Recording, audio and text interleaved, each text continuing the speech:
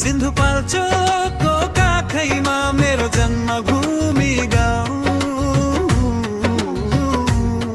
सिन्धुपाल्चोक बिर्लामा जन्मिएको म। टाढा गाउँ कात्तिके चिनारी हो यो घर। तुलसी डाँडा कोलदोङ धारा छोड्दिन गुम्बाले दिन्छ मनलाई सहारा।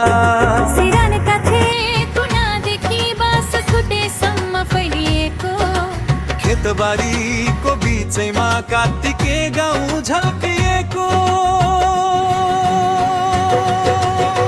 पौवा डाँडाबाट हेर्दा है अति सुन्दर हाम्रो ठाउँ। ढोल खेतदेखि डाँडा खेतसम्म हरियो देखिन्छ गाउँ।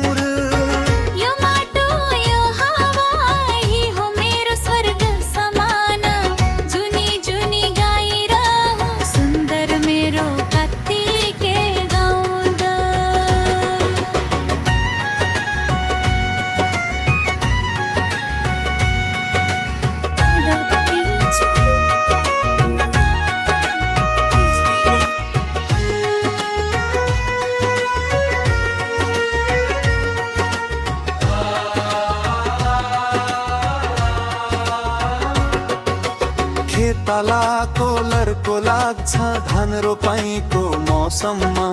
असारे गीतमा नाच्दै रोपिन्छ धान रमझममा। मेलापात गरेर खेती हाम्रो पुर्खाको चाल।